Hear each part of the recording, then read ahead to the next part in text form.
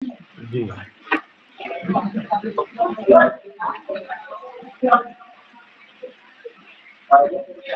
Mute कर लीजिए।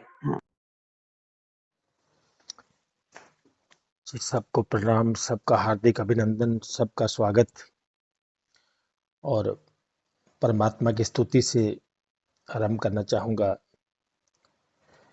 कि वंदन तुमको हे प्राणपति वंदन, वंदन तुमको हे परमानंद वंदन, याद तुम्हारी सदा सुखदाई, तुम ही भजन और सुमिरन, चरण कमल का ध्यान करूं मैं, हर श्वास करे अभिनंदन, अगम अगोचर अविकारी हो, प्राण प्रिय दुख भंजन,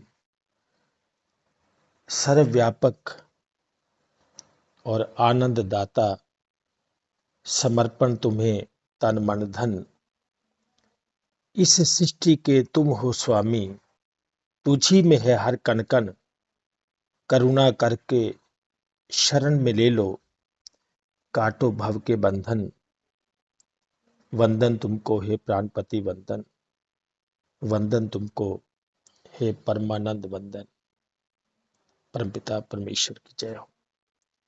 तो आज के कार्यक्रम का शुभारंभ करता हूं। कल क्योंकि कुछ भाव ही ऐसा हो गया था सबका, तो इसलिए कल अंत में कोई भी प्रश्न उत्तर नहीं हो सका। तो क्योंकि आज स्टेज के लिए लांबाजी नहीं है, तो इसलिए मैं कल जहां मैंने समाप्त किया था उसे थोड़ा दोहरा दूं, तो अगर लांबाजी आ जाएंगे तो प्रश्न उत्तर फिर अंत में रख लेंगे।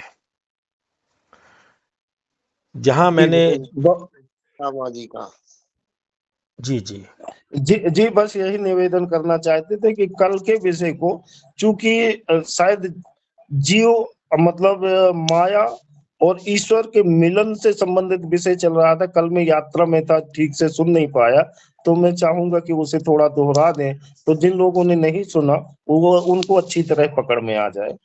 जी जी जी बिल्कुल बिल्कुल। हाँ, तो आपने याद दिला दिया कि कल मैं कहाँ पे था। तो कल हमने जीव के निर्माण की बात की थी कि जीव निर्मित कैसे होता है, इसका जीव बनता कैसे है, जीव का निर्माण कैसे होता है। तो उसमें ये था कि ये जो मन बुद्धि अहंकार और 5 भौतिक तत्व हैं, ये जड़ है। तो जब इनका संबंध, जब इनको साकाश मिलता है, जब इसको परा जो प्रकृति है वो धारण करती है, तो तब इनका संबंध जो है वो उसी सत्ता से जुड़ जाता है जो चेतन प्रकृति है। तो चेतन प्रकृति से जुड़ने के कारण ये 5 भौतिक तत्व और ये जो मन बुद्धि अहम है, ये सारे एक्टिव हो जाते हैं, क्रियाशील हो जाते हैं, ऐसा भी कह सकते हैं। तो इनके क्रियाशील होने के कारण हर व्यक्ति को, चाहे फिर वो कोई पशु है, पक्षी है, कीट पतंगा है, उसको अपने होने का ज्ञान होने लगता है, आभास होने लगता है, अनुभव होने लगता है कि मैं हूं।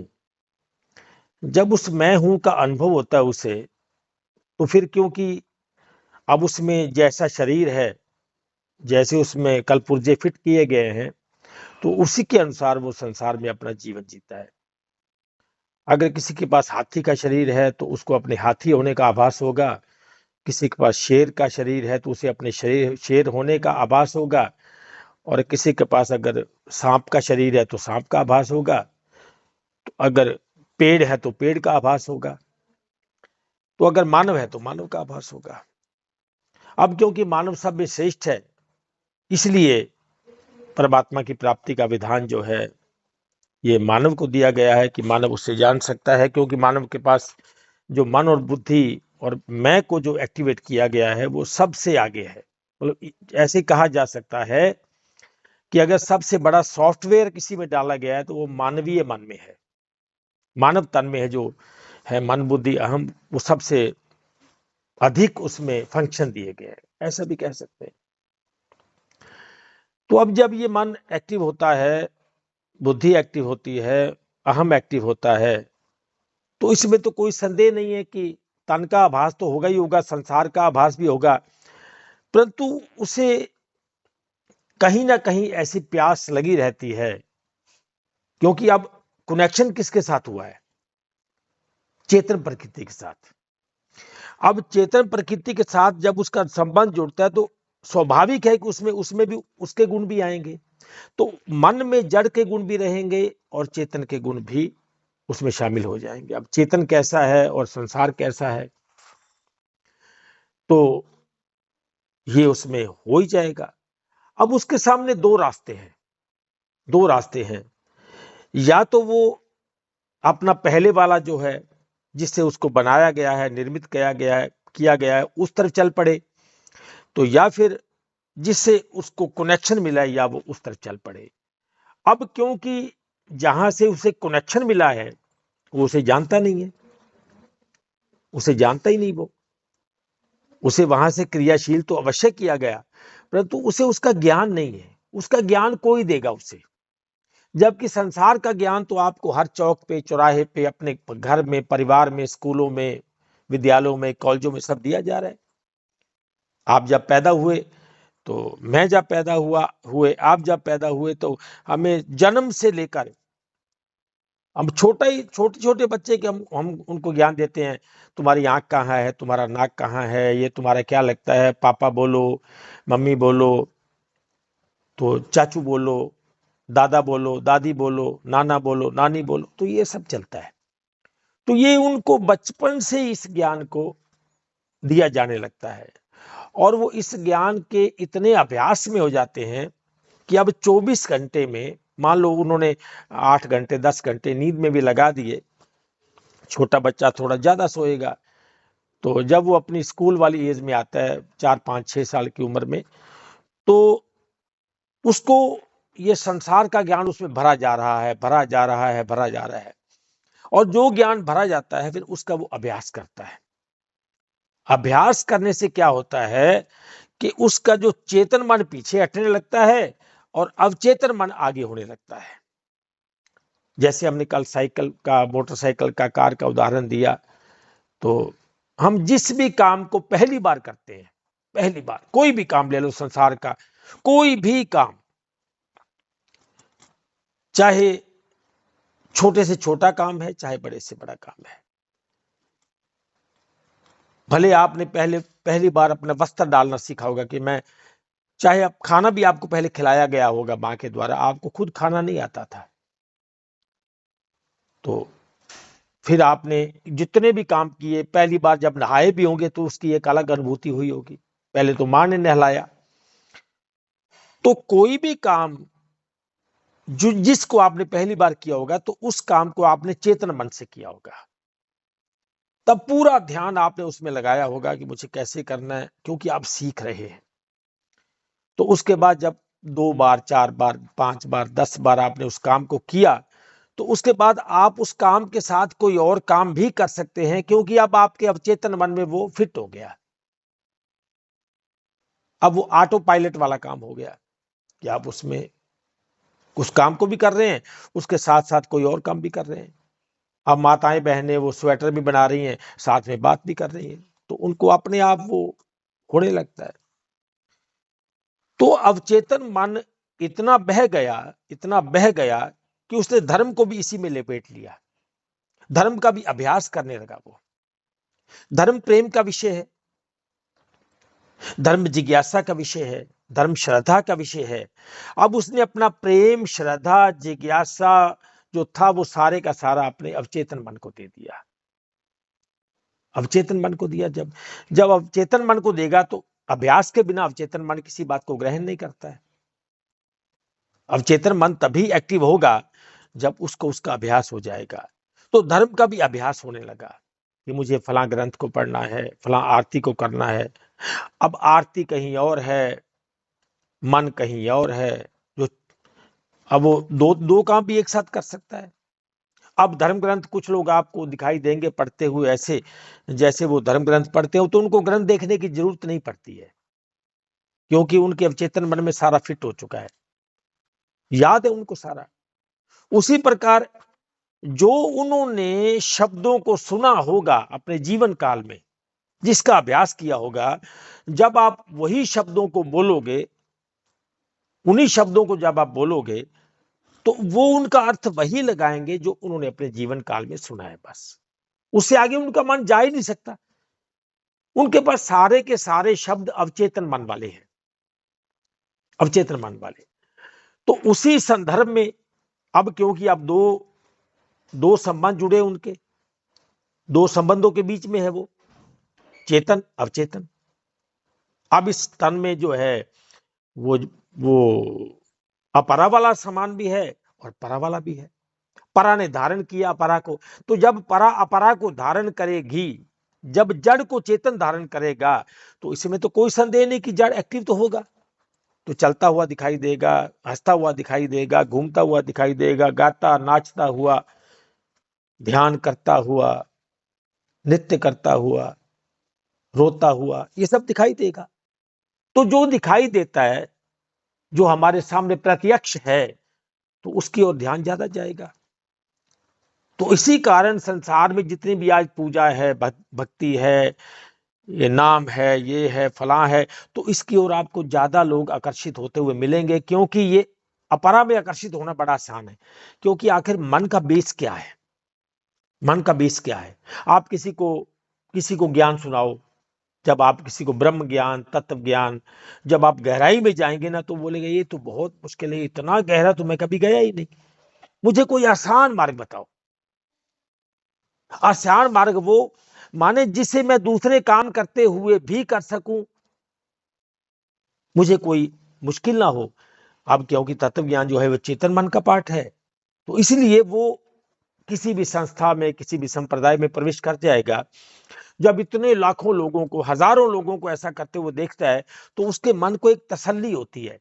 उसके मन को एक, जैसे आपने देखा होगा कहीं कोई, जब आप किसी वो रेड लाइट ग्रीन लाइट से गुजरते हैं ना, तो अगर कहीं 2-4 बंदे रेड लाइट को तोड़ देना, तो उसके पीछे 10 और लोग तोड़ देंगे। वो सोचता है कि जो इनके साथ होगा मेरे साथ हो जाएगा, हम अब संयुक्त हैं, हम अब इकट्ठे हैं, अब मुझे कोई डर नहीं है। तो ये शरीर रूपी सुरक्षा ढूंढता है मन, क्योंकि अब मन जो है वो तन से जुड़ा है, तो इसलिए उसे लगता है जहां लाखों लोग जा रहे हैं, जहां लाखों लोग जा रहे हैं, वो पागल तो नहीं हो सकते। इनमें डॉक्टर भी हैं, इंजीनियर भी हैं, मंत्री भी हैं, नेता भी हैं, प्रधानमंत्री तक जाते हैं, तो ये गलत कैसे हो सकता है? ये सत्य होगा। और इसी अपनी आदत को लेकर वो वहां पे अपने आप को समर्पित कर देता है। अब उसके पास कोई ज्ञान हुआ नहीं उसे किसी बात का, देखा देखी कि जाके पीछे 10-20 लोग कहे मंत, फूटी आंख विवेक की, बूझे ना संत असंत, जाके पीछे 10-20 लोग कहे महंत, वो महंत कहलाने लगता है। ज्ञान की तो उसको पकड़ नहीं है। अब वो वेश और भेक में जाके पहुंच गया।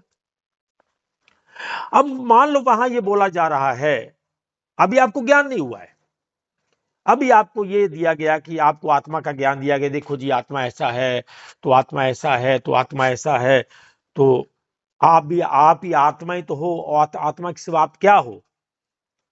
तो जब वो ऐसा सुनता है, तो उस पर जब थोड़ा सोचता है, तो उसे लगता है कि आत्मा तो मैं हूं, इसमें तो कोई संदेह नहीं। तो वो उसी उद्घोष को अपना लेता है कि मैं आत्मा हूं, मैं ही परमात्मा हूं। ये मैंने कल समाप्त किया था इसको। तो अंत में मैंने जो कहा था उसे एक बार दोबारा दोहरा दूं, ताकि आपको ज्ञात हो जाए, ताकि उसी में आप चल पड़ो कि मैं भगवान हूं, मैं परमात्मा हूं वाला उद्घोष जो शरीर के माध्यम से, एक एक शब्द पर गौर करना जरा, मैं भगवान हूं, मैं परमात्मा हूं वाला उद्घोष जो शरीर के माध्यम से मन बुद्धि के द्वारा किया जाता है, क्योंकि यह उद्घोष द्वैत के रहते हो रहा है। मानो जब मैं उद्घोष कर रहा हूं, तो द्वैत में कर रहा हूं, किसी को सुना रहा हूं, किसी को बता रहा हूं, पब्लिक को बता रहा हूं, इसलिए इसे परा प्रकृति वाला उद्घोष ही कहा जा सकता है, परा प्रकृति वाला।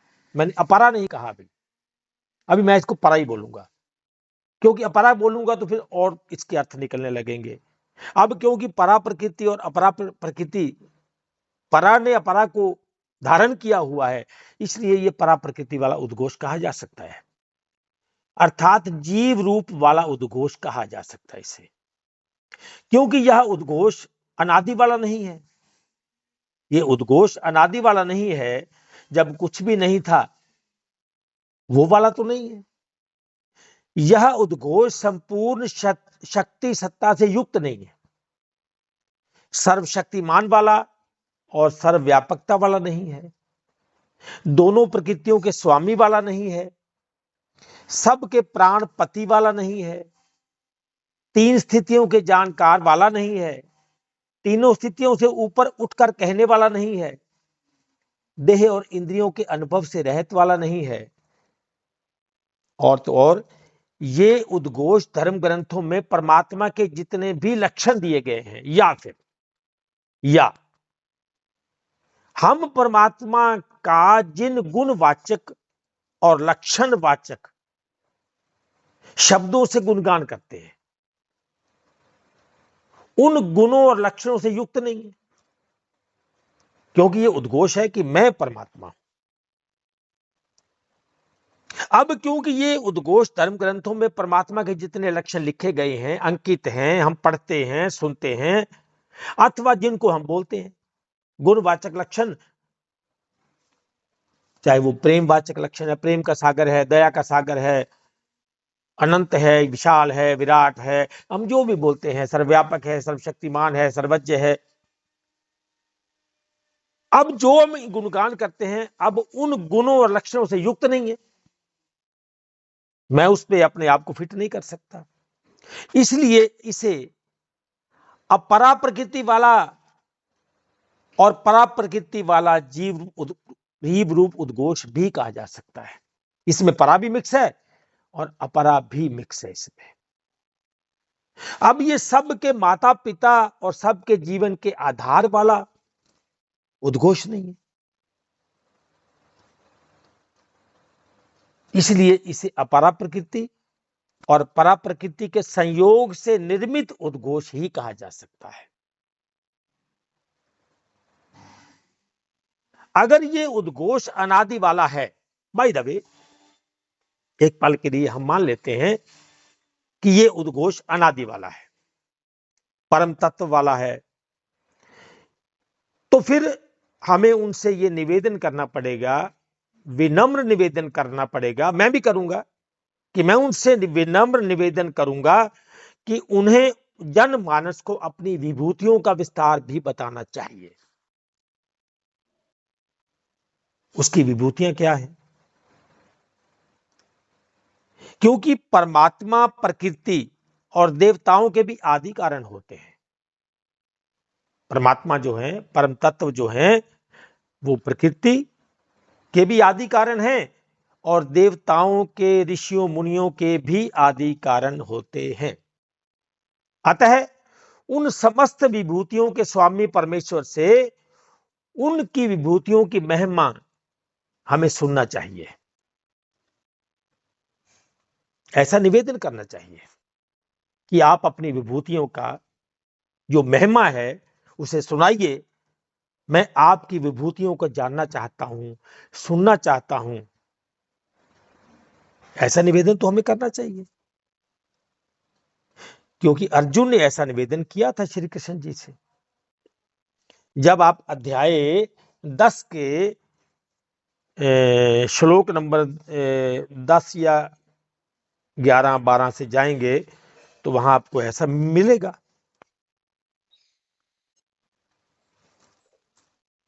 अर्जुन बोले, आप परम ब्रह्म, परम धाम और परम पवित्र हैं, क्योंकि आपको सब ऋषिगण, सनातन दिव्य पुरुष एवं देवों का भी आदि देव, अजन्मा और सर्वव्यापी कहते हैं।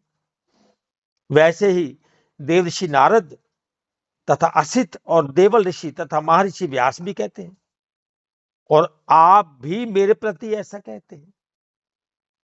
हे केशव, जो कुछ भी मेरे प्रति आप कहते हैं, इस सब को मैं सत्य मानता हूं।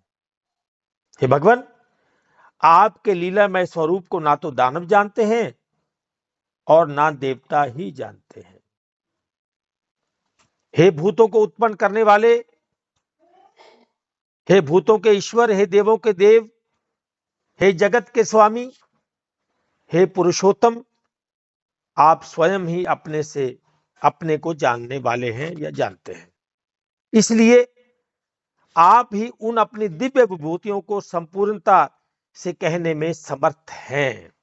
आप ही उसका विस्तार कर सकते हैं, मैं तो नहीं कर सकता। जिन विभूतियों के द्वारा आप इन सब लोगों को व्याप्त करके स्थित हैं, क्योंकि अब संपूर्ण सृष्टि आपके अंदर है, सबके प्राणपति हैं, सर्वव्यापक हैं, सर्वशक्तिमान हैं, क्योंकि पूरे संपूर्ण जगत को आपने धारण किया हुआ है। इसलिए आप ही उन अपनी दिव्य विभूतियों को संपूर्णता से कहने में समर्थ हैं, जिन विभूतियों के द्वारा आप इन सब लोगों को व्याप्त करके स्थित हैं। अब क्योंकि संपूर्ण सृष्टि आपके अंदर है, तो आपको तो हर सृष्टि का हर कोना दिखाई दे रहा होगा, आपके ही अंदर है। हे योगेश्वर, मैं किस प्रकार चिंतन करता हुआ आपको जानूं, और हे भगवान, आप किन किन भावों में मेरे द्वारा चिंतन करने योग्य हैं। मैं आपका कैसे चिंतन करूं, आपको कैसे मिलूं, कैसे आपको प्राप्त हो सकता हूं, मुझे तो यह भी नहीं पता। जैसे हम आरती में बोलते हैं कि तुम हो एक अगोचर सबके प्राणपति। जब तुम अगोचर हो, इंद्रियों वाले हो ही नहीं, इंद्रियों से रहित हो, तो भाई मैं तो इंद्रियों तक ही सीमित हूं। मेरी हर भक्ति, मेरा हर ज्ञान, मेरा हर शब्द रटन, मेरा हर ध्यान शरीर से संबंधित है, शरीर से शरीर तक है। वो बात अलग है कि मैं शरीर के माध्यम से कुछ और देखना चाहता हूं, मैं किसी चमत्कार की आस लगाए हूं कि मैं जब ध्यान करूंगा तो शायद परमात्मा मेरे सामने प्रकट हो जाएंगे और मैं उनको देख लूंगा, उनसे बात कर लूंगा, उनसे प्रेम कर लूंगा, उनसे लिपट जाऊंगा। मैं तो ऐसा सोचता रहा। या फिर मैं जिस दिव्य प्रकाश की बात करता हूं, परमात्मा ज्योति है, परमात्मा प्रकाश है, मैं उसी को देखता रहूंगा और इसी में अगर शरीर को छोड़ के चला जाऊंगा तो मैंने ये मान लिया है कि मैंने परमात्मा को जान लिया है, क्योंकि परमात्मा ज्योति है, परमात्मा प्रकाश है। मैं जिस शब्द का रटन करता हूं, मैं उसका रटन करते करते करते करते एक दिन शायद परमात्मा के सामने प्रकट हो जाऊंगा या परमात्मा मेरे सामने प्रकट हो जाएंगे। तो मेरा ऐसा मानना है। मैं जिस आरती को गाता हूं, जिस भजन को गाता हूं, जिस ग्रंथ को पढ़ता हूं, शायद वो ग्रंथ में से परमात्मा प्रकट हो जाएगा। मैं ऐसा मानता हूं। मानता तो आखिर अपने आप को मैं धार्मिक ही हूं, धर्म वाला ही हूं, परंतु मेरा धर्म कहां तक स्थित है, मुझे इस बात को समझना होगा, इस बात को जानना होगा। मैं अपने गुरु का ध्यान करता हूं, मैं अपने गुरु को ही भगवान मानता हूं। तो एक दिन मैं अपने गुरु के घर जाना चाहता हूं, गुरु से मिलना चाहता हूं, गुरु में समा जाना चाहता हूं। मेरा ऐसा मानना है, या फिर मेरा ऐसा मानना है कि जिस गुरु का मैं ध्यान करता हूं, जिस गुरु को मैं परमात्मा मानता हूं, वही शरीर सहित मुझे दर्शन देंगे मेरे अंदर। और जब मुझे अपने गुरुदेव का दर्शन हो जाएगा तो मैं धन्य हो जाऊंगा, तो मेरी मुक्ति हो जाएगी। इसीलिए मैंने अपने गुरु के चित्र अपने घर में लगाए हैं कि मैं आता हुआ, जाता हुआ, कुछ काम करता हुआ, जैसे ही अपने कमरे में प्रवेश करूंगा तो मुझे अपने गुरुदेव का चित्र दिखाई देगा, तो ये मेरी भक्ति में शामिल हो जाएगा। और अब तो मुझे चित्र देखने की जरूरत भी नहीं है गुरु का, क्योंकि अब तो मेरा अवचेतन मन ने उसे स्वीकार कर लिया है। अब तो मैं आंखें बंद भी करूं तो भी मुझे अपने गुरु का चित्र दिखाई देगा। मेरा अभ्यास हो चुका है इसका। अब मैं आंखें बंद करके भी किसी ग्रंथ को पढ़ सकता हूं। अब जो मैंने नाम लिया है वो मुझे याद हो गया है, तो अब मेरा अवचेतन मन उसको बार बार रट सकता है। वो बात अलग है कि वो रटता रटता, वो जो भगवान का नाम है ना, भगवान का नाम, उसे रटता रटता उसे संसार अच्छा लगता है, ये अच्छा नहीं लगता, इसलिए भटक जाता है बेचारा। अब इस भगवान के नाम को छोड़कर वो संसार के नाम पुकारने लगता है कि नहीं, मेरा मजा उसमें है, मेरा आनंद उसमें है, मेरा भगवान में आनंद नहीं है। तो बेचारा शिकायत करता है, मन को पापी, चोर, हरामी, कपटी, ऐसे शब्दों से पुकारता है। ये मन ही गंदा है, मन बेकार है, ये मिलने नहीं देता मुझे। तो इसलिए है प्रभु, मैं किस प्रकार आपका निरंतर चिंतन करता हुआ, निरंतर सदैव आठों पैर आराधिए पूरन सतगुरु ज्ञान, श्वास श्वास सिमरो गोविंद, मन अंतर की उतरे चिंतन,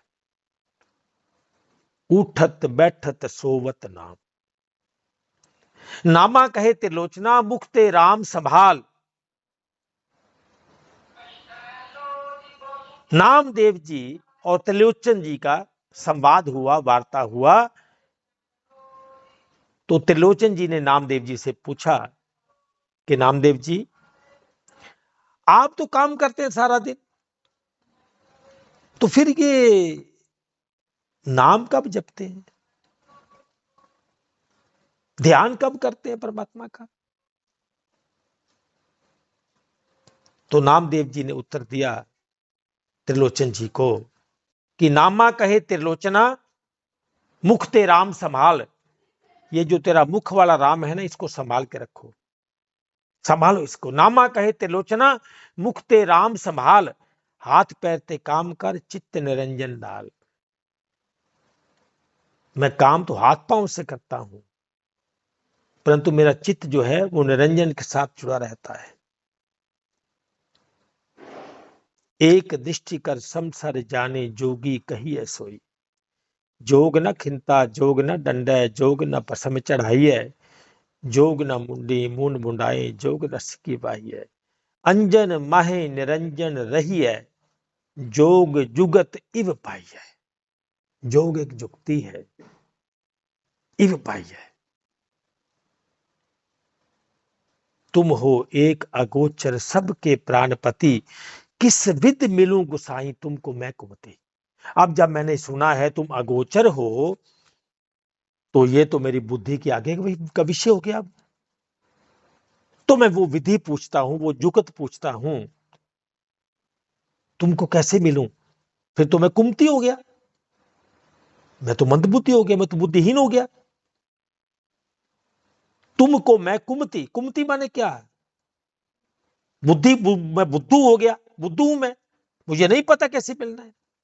किस विधि, वो विधि बताओ ना। किस विधि मिलूं गुसाई तुमको मैं कुमति।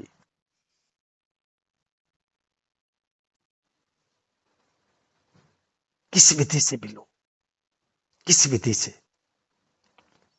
मेरा ध्यान कैसे जुड़े? क्योंकि आठों पैर आराधिए पूरन सतगुरु ज्ञान, ये तो 8 पैर का मामला है। और मैं तो एक पैर भी इसको नहीं कर सकता, क्योंकि जब करता हूं तो मेरा तो मन भटकता है। सोच वाली बात है, विचार वाली बात है। क्या करूं, किस विधि मिलूं गोसाई तुमको मैं कुमति, कैसे मिलूं? अब मेरे पास वो आंख होनी चाहिए, मेरे पास वो ज्ञान होना चाहिए जिससे मैं आठों पहर उसकी आराधना कर सकूं। ऐसा हमारे महापुरुषों का कथन है। बुल्ले शाह जी ने यही कहा कि तू 5 नमाज करता है, बस 5, बस। मेरा कहां गुजारा है 5 से भाई? 24,000 नमाज फकर दी, वे तू 5 कीतियां करता है, वे तू 5 कीतियां करता, किसकी करता है 5? तो बाकी, अब बाकी का अभ्यास तो ज्यादा रहेगा ना। दिन में 5 बार गया तो बाकी 24,000 नमाज फकर दी वे तू 5 की दियां करदा, जुबान ना हिले ते बुल ना फड़के, ए बुल्ला उस धरदा ते बुल्ले शाह दा इक्को ही मनका जड़ा मौला मौला मौला मौला करता। मैं तो सब सारा दिन यही करता हूं, रात को भी यही करता हूं, सोते भी यही करता हूं, जागते भी यही करता हूं। उठत बैठत सोवत नाम। अब ये उठत बैठत समय तो आता है, पर सोवत समझ कहां आएगा। उठत बैठत सोवत नाम, निरंतर। बुल्ले शाह क्या कहते हैं अपनी काफी में, आपको हज जाना है तो जाओ, मुझे नहीं जाना। बोले क्यों? बोले आप एक हज में जाते हो, मेरे तो अंदर इतने हज हैं कि आप सुन नहीं पाओगे। बहुत हज है मेरे अंदर, मैं तो रहता ही वही हूं, हर सेकंड हज करता हूं। हाजी लोक मक्के वल जांदे ते मेरे दिल विच 900 मक्का।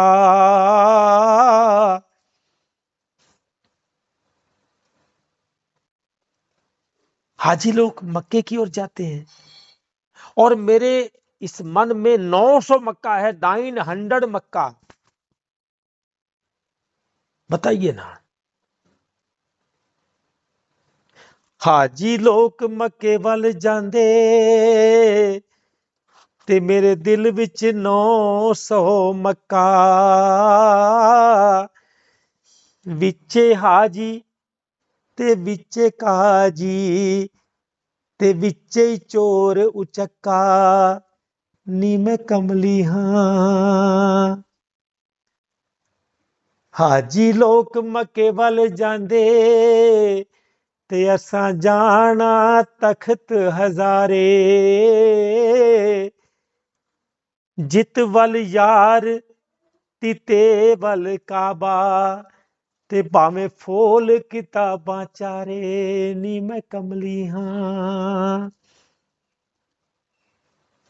जे रब मिलदा नातियां तोतियां ते मिलदा डड्डूआं मच्छियां, जे रब मिलदा जंगल बेले ते मिलदा गऊआं बच्छियां, जे रब मिलदा मंदर मसीती तां मिलदा चाम चड़कियां, बुल्ले शाह रब उन्हां नूं मिलदा कि नीतां जिन्हां दियां सच्चियां। अभी मेरी नियत में खोट है। जहां मैं जाता हूं हज में, वहां हाजी भी है, काजी भी है, चोर चक्के भी वही रहते हैं। उसमें चोर चक्के भी हैं, मैं उनको भी वहीं देखता हूं, चोर चक्कों को भी वहीं देखता हूं मैं। अब और क्या कहूं, क्या कहूं मैं, कैसे कहूं। हे अर्जुन, जिसको जानकर फिर तू इस प्रकार मोह को नहीं प्राप्त होगा, तथा हे अर्जुन, जिस ज्ञान के द्वारा तू संपूर्ण भूतों को निशेष भाव से पहले अपने में, जब अर्जुन निशेष भाव से पहले संपूर्ण भूतों को अपने अंदर में देखेगा, तो क्या संपूर्ण में चोर चक्के नहीं है? क्या वहां धर्म वाले नहीं है? वहां नास्तिक नहीं है? वहां आस्तिक नहीं है? वहां डाकू नहीं है? वहां कुकर्मी नहीं है? वहां दुष्कर्मी नहीं है? यह भी तो दिखाई देगा। तो बुल्ले शाह क्या बोलते हैं, विचे हाजी ते विचे काजी ते विचे चोर उचक्का।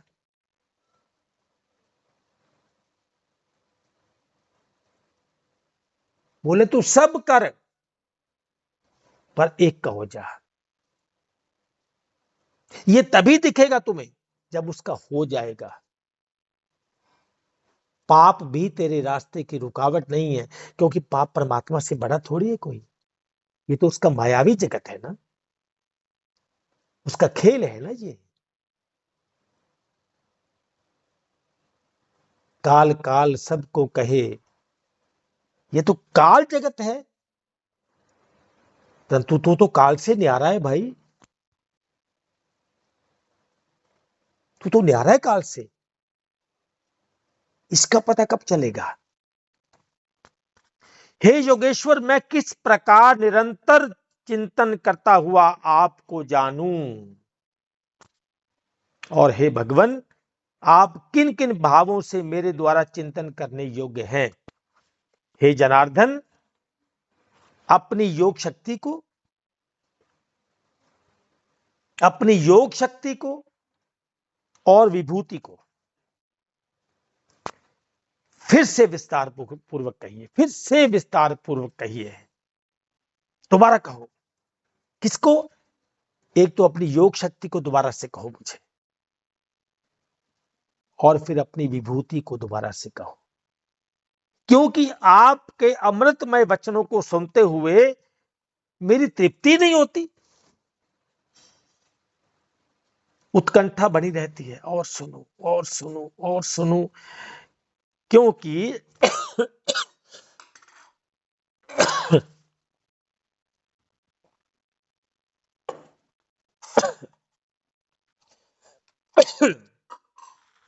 क्योंकि लाखों जन्मों के बाद इस बार ये अवसर मिला है अपनी बात सुनने का, अपने घर की बात सुनने का अवसर, स्वयं को जानने का अवसर, स्वयं का हो जाने का अवसर, मम दर्शन का अवसर, कि मम दर्शन फल परम अनुपा, जीव पाव निज सहज स्वरूपा। जीव जो है उसका अपने निज स्वरूप को प्राप्त करने का अवसर पहली बार मुझे ऐसा लगा है कि अब मैं परमात्मा का होने जा रहा हूं। इसलिए आप अपने अमृतमय वचनों को जो सुनाते हैं तो मेरी तृप्ति नहीं होती है, अर्थात सुनने की उत्कंठा बनी रहती है। केशव कहिए मुझे, मैं सुनना चाहता हूं। अब भाव हो गया अर्जुन का, तो कृष्ण भी मना नहीं कर पाए, तो बोले, हे कुरुक्षेत्र ना, हे कुरुश्रेष्ठ, अब मैं जो मेरी दिव्य विभूतियां हैं, दिव्य, तात्विक नहीं, दिव्य,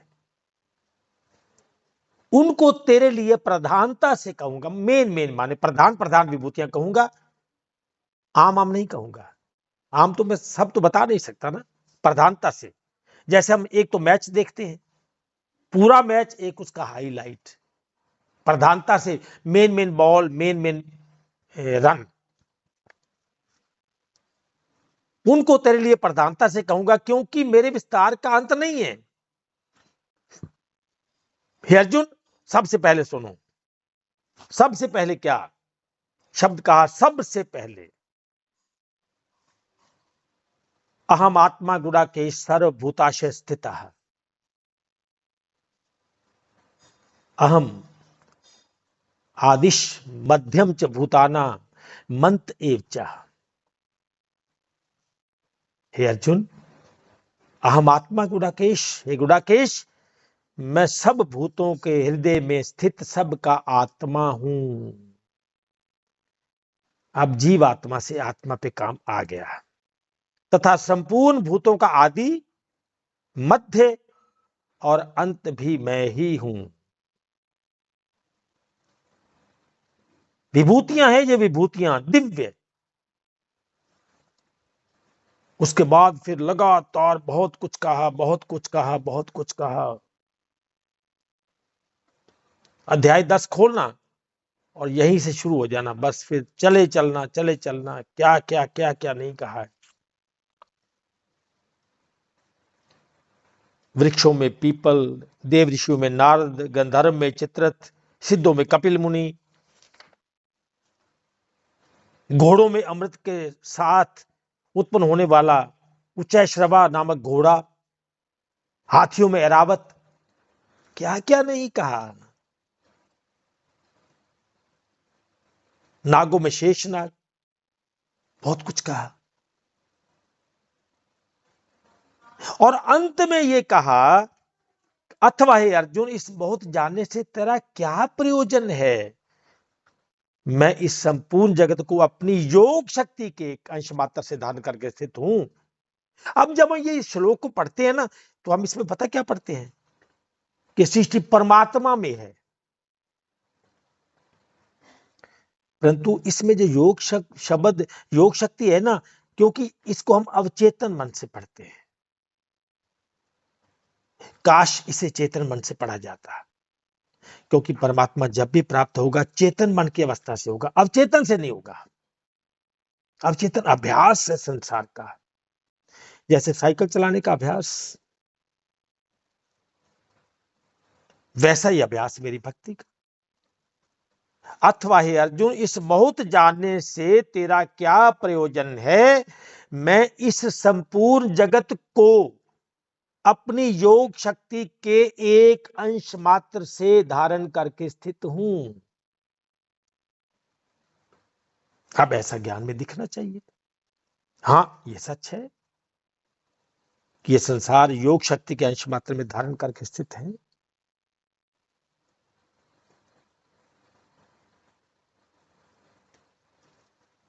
जब तक हम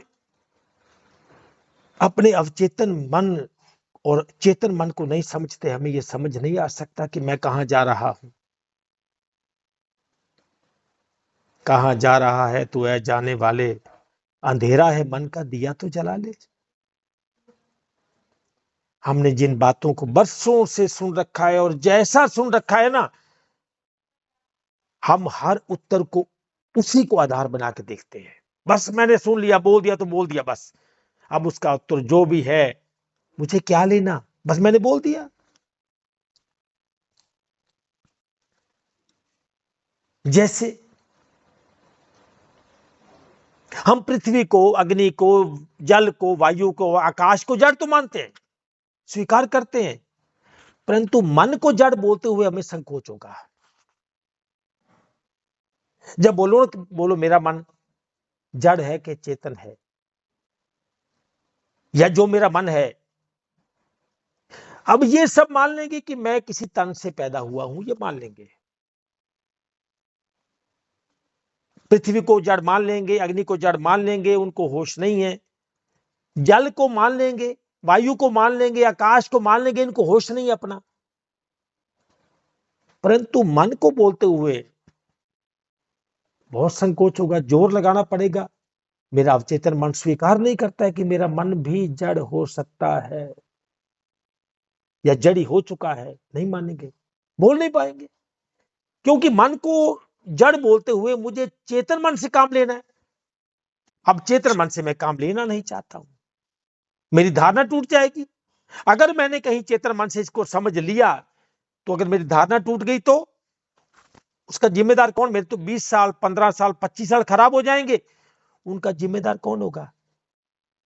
तो कई बार क्या होता है, जैसे कई बार कुछ ऐसे लोग मिल जाते हैं जो वर्षों से धर्म की स्टेज पर बैठकर प्रवचन करते हैं, उपदेश करते हैं, तो जब उनसे बात करते हैं या बात करने का मौका मिलता है, तो जब वो इसको सुनते हैं ना, तो तब तो नहीं मानते, परंतु कुछ देर बाद, एक आध दिन बाद दोबारा कहीं मिले। मैं कहीं शादी पे गया था, तो एक मेरा रिश्तेदार था, मेरे चाचा जी का बेटा था, वो मेरे पास आया कि बोला वो सामने खड़े भाई साहब, आप उनको जानते हैं?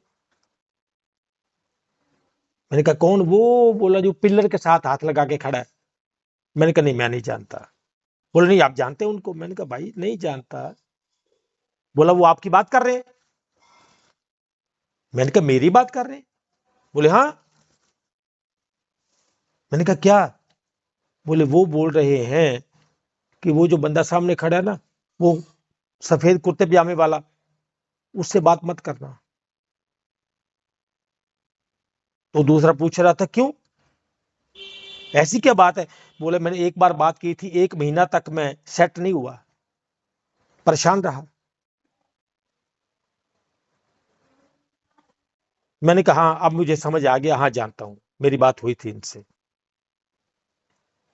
अब चेतन मन वाले चेतन मन की कभी नहीं सुनेंगे, कभी नहीं सुनेंगे। मतवादी समझे नहीं तत्ववादी की बात, मतवादी समझे नहीं तत्ववादी की बात, सूरज उगा उल्लुआ गिनी अंधेरी रात। मतवादी कहां समझता है तत्ववादी की बात को? वो तो अपनी बुद्धि से जुड़ा है, अपने अवचेतन मन से जुड़ा है। और अवचेतन मन इसकी आज्ञा नहीं देगा, क्योंकि अवचेतन मन को इसका अभ्यास नहीं है। उसकी भक्ति वो है जो उसका अभ्यास है, जो उसको नित्य करता है, वो उसका अभ्यास है। उसे अभ्यास है मन के मेरे होने का, उसे अभ्यास है मन के मेरे होने का, मेरा मन। अब कृष्ण जी बोलते मेरे मन वाला, वो बताइए क्या किया जाए।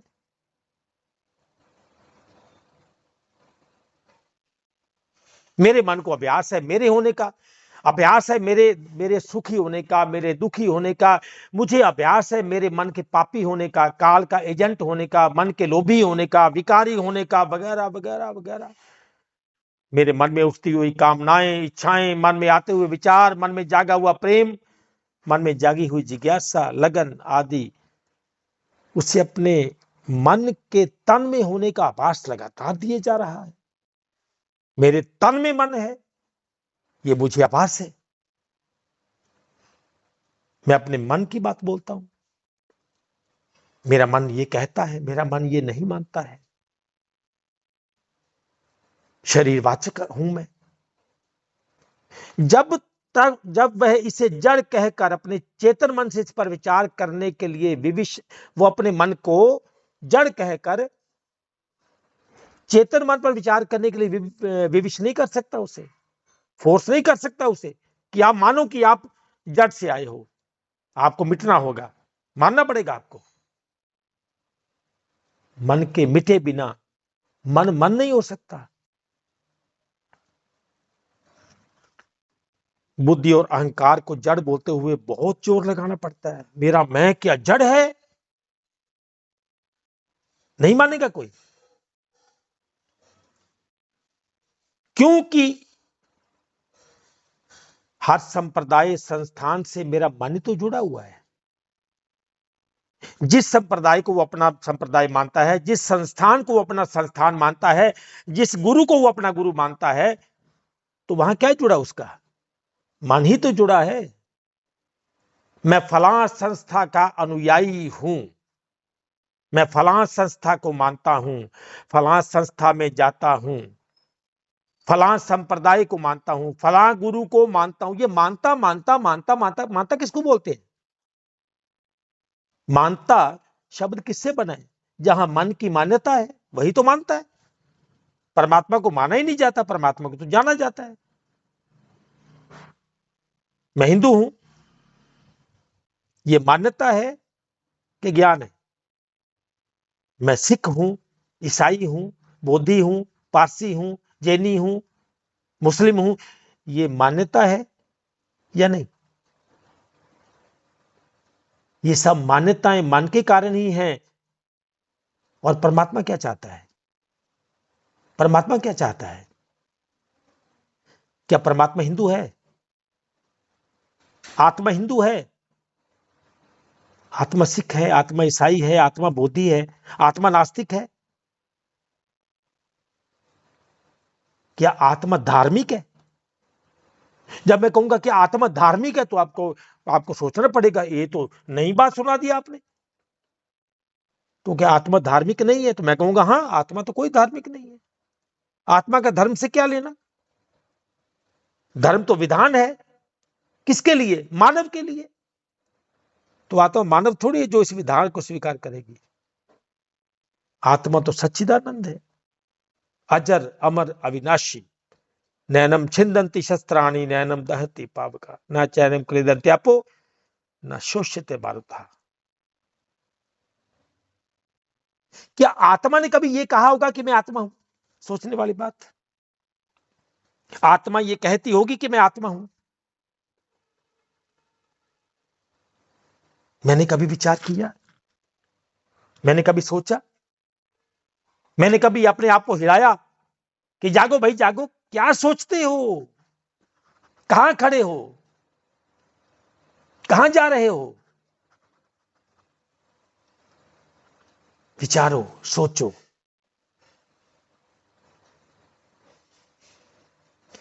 जो जिसका अंशी होता है वह उसके आकर्षण का ही कारण होता है, वही उसके आकर्षण का कारण है।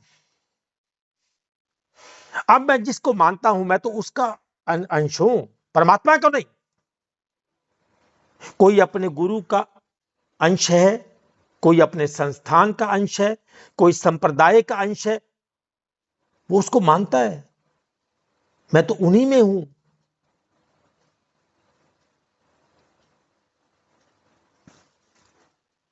कहना होता है कि मैं परमात्मा का अंश हूं, नहीं। जो जिसका अंश है उसका अंशी जो है उसका आकर्षण उसी के प्रति रहेगा। अगर उसका मन किसी संप्रदाय में सेवक हो गया है, समर्पित हो गया है, या फिर वो किसी गुरु का शिष्य हो गया है, तो फिर उसके मन का अंशी कौन होगा? सोचो ना। किसका ध्यान करेगा? किसका स्मरण करेगा? वो ताल का अंशी नदी हो सकती है, सागर नहीं। सुना ना गीत को?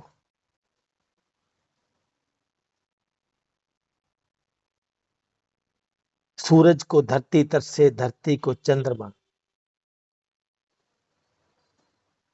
धरती सूर्य से मिलना चाहती है, चक्कर लगाती है धरती के इर्द गिर्द, अपने इर्द गिर्द, कहीं मैं सूर्य से मिल जाऊं, क्योंकि उसका अंशी सूर्य है। और धरती के चक्कर चांद लगाता है। मैं धरती से मिलना चाहता हूं, पर जब चांद धरती के चक्कर लगाता है, जब अपनी चांदनी बिखराता है, तो उसकी चांदनी किससे है? कि अपने से है? अपने से तो नहीं होगी। तो जो जिसका अंश है उसका आकर्षण अपने अंशी की ओर रहेगा। तो ऐसे अंशी की समस्त ऐसे अंश की समस्त पूजा पाठ जप तप पठन पाठन आरती भजन तीर्थ व्रत ध्यान, ये कहां होगा? किसके लिए होगा?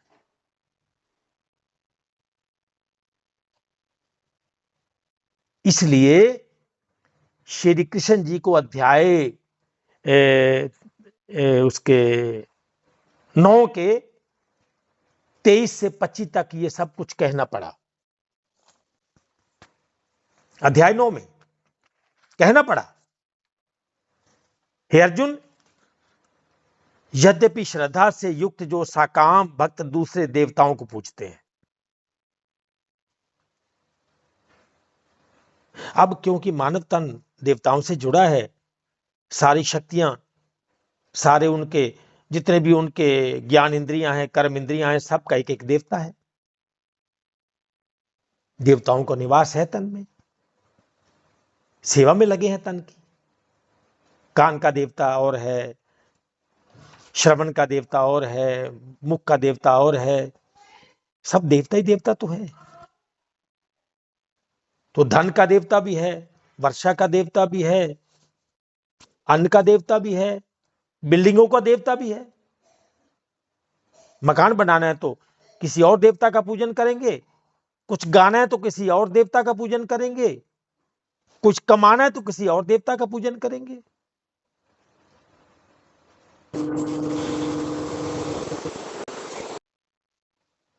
तो उसी प्रकार ब्रह्मा भी देवता है, विष्णु भी देवता है और महेश भी देवता है। हे अर्जुन, यद्यपि श्रद्धा से युक्त, श्रद्धा है, युक्त है उससे, साकाम भक्त, कुछ चाहिए, कामना है अंदर, दूसरे देवताओं को पूजते हैं। वे भी मुझको ही पूजते हैं, किंतु उनका वह पूजन अविधि पूर्वक अर्थात अज्ञान पूर्वक है। अर्थात इसमें कोई संदेह नहीं है कि श्रद्धा से युक्त जो सा काम भक्त दूसरे देवताओं को पूजते हैं, वे भी भगवान को ही पूजते हैं, क्योंकि उनको बनाने वाला कौन? अगर ये पूरा संसार माया है, मिथ्या है, तो क्या देवता मिथ्या में नहीं आएंगे? फिर उनको भी तो बनाया गया है, वो शाश्वत थोड़ी है, सनातन थोड़ी है, उनको भी बनाया गया है। तो जब मैं उनका पूजन करूंगा तो इस मायावी वस्तु को की प्राप्ति के लिए करता हूं, इसमें कोई संदेह नहीं है, क्योंकि संपूर्ण यज्ञों का भोक्ता और स्वामी भी मैं ही हूं। बनाया किसने? परमात्मा ने, आदि शक्ति तक।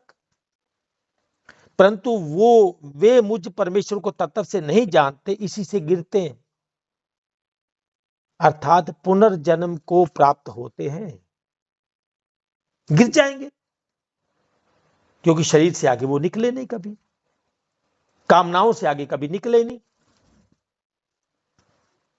देवताओं को पूजने वाले देवताओं को प्राप्त होते हैं, पितरों को पूजने वाले पितरों को प्राप्त होते हैं, भूतों को पूजने वाले भूतों को प्राप्त होते हैं, और मेरा पूजन करने वाले भक्त मुझी को प्राप्त होते हैं। इसलिए मेरे भक्तों का पुनर्जन्म नहीं होता। सोचने वाली बात है, विचार करने वाली बात है, समझने वाली बात है, क्योंकि तत्व को जानने के बाद ही सृष्टि, जीव, देवता, आत्मा, इसका ज्ञान होता है। तो जब इसका ज्ञान होगा तो यह भी ज्ञान होगा, पूजा क्या है, भक्ति क्या है, तभी समझ में आएगा। इसका ज्ञान भी तो होगा। जब श्री कृष्ण जी ने यह कह दिया कि ऐसा विज्ञान सहित ज्ञान है जिसको मैं तुम्हें कहने जा रहा हूं, जिसको जानने के बाद कुछ भी जानना शेष नहीं रहेगा, तो क्या यह नहीं जानेगा भक्ति क्या है, पूजा क्या है? इसलिए अन्य देवताओं की पूजा को अविधि पूर्वक बताया गया है, अज्ञान पूर्वक बताया गया है। जुड़ना किससे था? परा प्रकृति के माध्यम से अपनी चेतन सत्ता से, आत्मा से था। और जुड़ गया कहां? जुड़ गया कहां?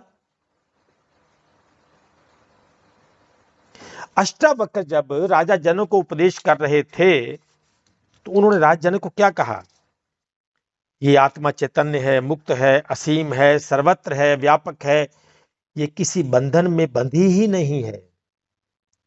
शरीर सीमित है, मन बुद्धि सीमित है, मन बुद्धि सीमित है, आत्मा किसी एक शरीर या मन से बंधी नहीं है।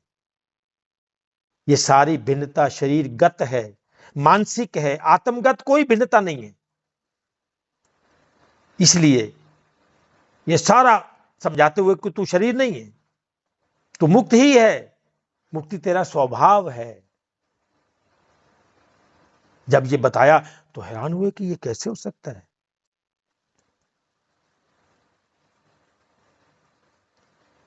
उन्होंने कहा कि खोजने पर परमात्मा नहीं मिलता, खोजों को छोड़कर संसार के प्रति उदासीन वैराग्यहीन होकर विश्राम में स्थित हो जाना ही पा लेने का मार्ग है। अब ये मार्ग है केवल। आत्मा व्यापक है, सब में एक ही है, किंतु शरीर की भिन्नता के कारण अज्ञानी को आत्मा की भी भिन्नता का भ्रम होता है। ये अच्छा है, ये बुरा है, ये पापी है, ये धर्मात्मा है, ये भिन्नता है। मैं सत्य बोलता हूं, बाकी सब असत्य बोलते हैं, मेरी बात को कोई नहीं समझता है, मेरी बात को कोई नहीं मानता है। ऐसी शिकायत रहती है सबको। ये मेरी आत्मा है, ये उसकी आत्मा है, उसकी आत्मा नहीं मानती है, मेरी आत्मा तो मानती है। भिन्न भिन्न आत्माएं हैं, आत्माएं अनंत हैं। ये अहंकार है, ये मन बुद्धि की सीमितता है, ये सीमित काम है, ये सीमित कार्य है। और फिर जब अष्टावक्र द्वारा राजा जनक को ज्ञान दिया गया तो आत्मज्ञानी हो गए।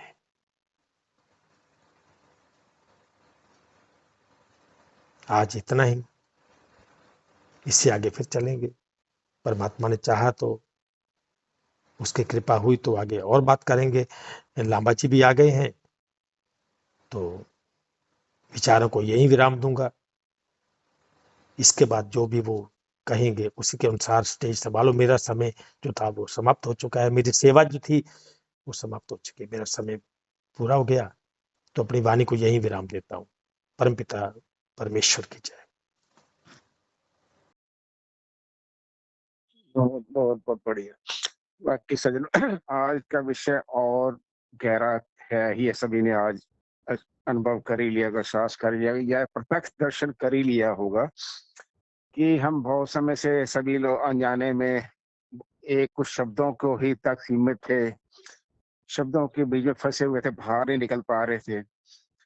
तो ये वाक्य ही जो हम बड़ी बात करते हैं सहजता, हमारा मेन मकसद आज है ना सहज अवस्था, लास्ट में जिसको परमानंद अवस्था कहते हैं, द्वंद से बाहर, द्वैत से बाहर आ जाना, मन के बुद्धि के लोगों के द्वंद से बाहर आ जाना।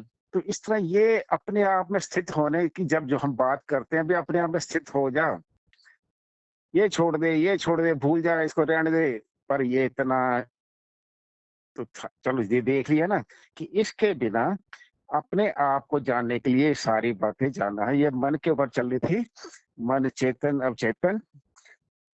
अभी चलो और गहराई आगे आएगी आप सभी को। वैसे तो मेरा तो अनुभव कहता है कि कई बार इसको मनन करना पड़ता ही है, बार बार विचार भी करेंगे, मनन भी करेंगे सज्जनों। इसी और थोड़ा जो भी के चाहते हो क्लैरिटी चेतन और अवचेतन मन के बारे में, मन की अवस्थाओं के बारे में और मन की मान्यताओं के बारे में, इस पे यदि कुछ जिज्ञासा आपकी है या और कुछ क्लैरिटी चाहते हो, विस्तार से चाहते हो, तो इसके बारे में कुछ है तो आप पूछ सकते हैं। अपना माइक खोल सकते हैं कोई भी। हाँ जी, कोई भी अपना माइक खोल सकते हैं, जो भी कुछ कहना चाहता है, पूछना चाहता है केवल मन के बारे में।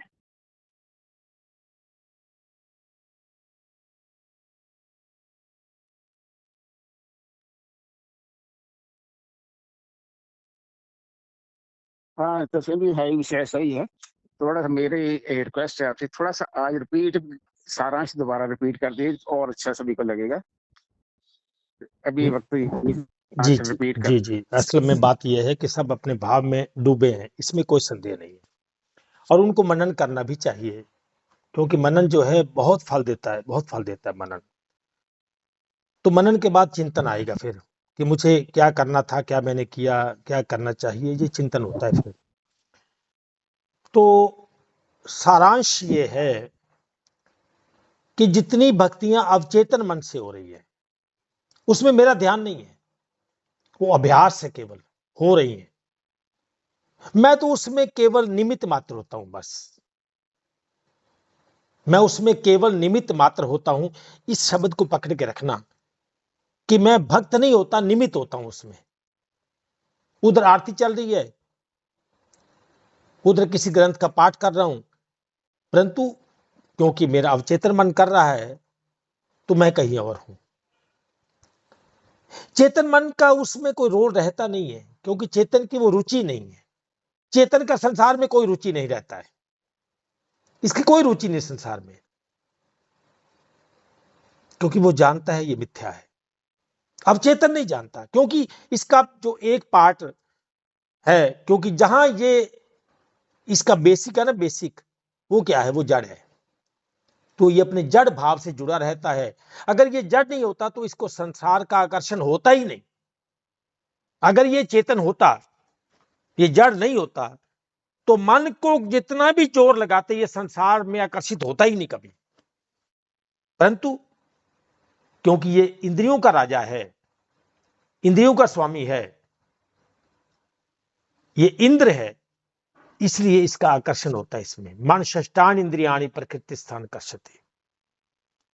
और इसके इसी आकर्षण के कारण अवचेतन मन वाला सोचता है कि ये मेरे में रुकावट है, मेरे को भक्ति करने नहीं देता, इसको, इसलिए मन को बुरा बोलते हैं।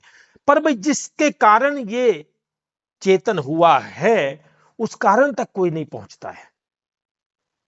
तो सारी जितनी भक्तियां हैं वो अवचेतन मन से हो रही है। हमें अवचेतन मन से हटना होगा। अवचेतन मन संसार का कारण है, इसका कारण संसार है। इससे हटना होगा ताकि मैं अपने मूल को प्राप्त कर सकूं। ये सारांश है जी इसका। बिल्कुल। हाँ जी, बहुत बढ़िया, बहुत अच्छा है। और अभी हाँ, और सत्संगियों अभी में, और अब ये इतना हमारे जन्मों जन्मांतरों से हमारे मन के ऊपर इतनी परतें बन चुकी हैं, हमारा मन का स्वभाव इतना बना हुआ है, बड़ा ज्यादा बना हुआ है। तो अब इसकी यात्रा आरंभ तो होगी ही होगी, और सभी की यात्रा आरंभ हो ही चुकी है। अब थोड़ी इतना जल्दबाजी मत कर रहे ना, कि इतना आसान मत कर रहे, और ये भी मत सोचना कि मुश्किल असंभव है, ये भी मत सोच रहे, ना ना ना, कभी नहीं, असंभव है ही नहीं। हाँ, इसके लिए थोड़ा तरीका जो है, सिस्टम है, विधि में, मर्यादा में, हमारे को एक अपने आप को इस विषय पे, सेंटर पे एकाग्र करना पड़ेगा। इसको कहते हैं लगन, जुनून। तो बाकी चीजें धीरे धीरे छूटती जाएं, जिस जैसे की इंसानों की इधर उधर की बातें, फालतू की बहसबाजियां और फालतू के दुनिया की खबरें, ये वो बातें, उससे थोड़ा ध्यान हटा के कम करके अपने तरफ आ जाए। तो ये यात्रा बहुत अच्छी तरीके, बड़ी जल्दी आगे बढ़ती है, और आनंद भी आएगा। हम भी, मेरे ख्याल से क्या माइक खुला था, प्लीज दोबारा खोलिए माइक। जी, मैं मेरे को कहा आपने? हाँ, नहीं नहीं, किसी और से सभी किसी और से। देखिए, हाँ जी, सभी हाँ जी। सभी लोगों को प्रणाम, सभी लोगों को प्रणाम। वो चेतन दास जी का माइक खुला हुआ था, शायद वो कुछ बोलना चाह रहे थे, लेकिन आप के बोलने की वजह से फिर वो माइक। तो चेतन हाँ दास जी, जी, अगर आवाज सुन पा रहे हैं तो आप हाँ जी जी, परमपिता परमेश्वर की जय हो। महात्मा कसम गिरधारी हृदय से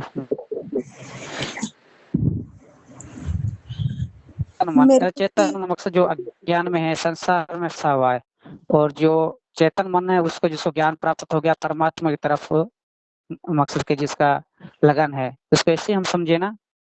और ये जो मन तो शरीर का रथ है, इसके माध्यम से हम परमात्मा की प्राप्ति करते हैं। मगर इस जो परमात्मा की प्राप्ति कर रहा चेतन जो है, जिसको हम जीव कहे, जीव आत्मा कहे, आत्मा कहे, ये तो एक ही शब्द है ना, या इसमें कोई भिन्नता है? और जो शरीर और चेतन, जो चेतन है, उसको परमात्मा की प्राप्ति करनी है ना, मन के माध्यम से, मन रथ के माध्यम से। ऐसे कुछ है, या थोड़ा सा मार्गदर्शन करें? धन्यवाद होगा।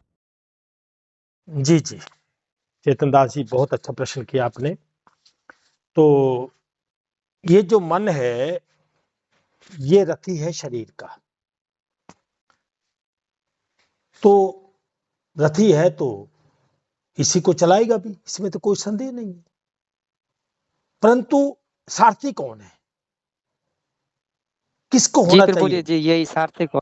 ये, क्योंकि सार्थक तभी होगा जब ये उसको सारथी बनाएगा। तो जिसके कारण, जिस प्रकृति ने पूरे जगत को धारण किया है, वो तो जड़ नहीं है ना, वो चेतन है। तो इसको अपना सारथी परमात्मा को बनाना होगा। जब तक इसका सारथी मन रहेगा, अवचेतन मन रहेगा, तो नहीं होगा। जब सारथी इसका परमात्मा हो जाएगा, तो फिर ये बिल्कुल सही दिशा की ओर चल पड़ेगा। और मैं ये चेतन दास जी के इस शब्द का, इसका अर्थ जो है ना, एक गीत से देना चाहूंगा।